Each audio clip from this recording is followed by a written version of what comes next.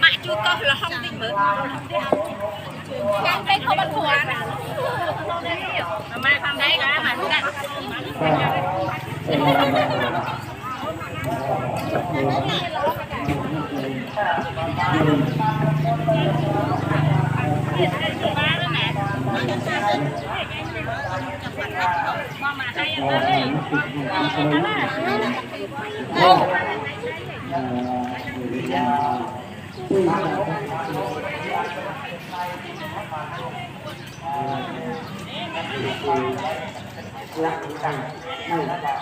lấy câu cầm đi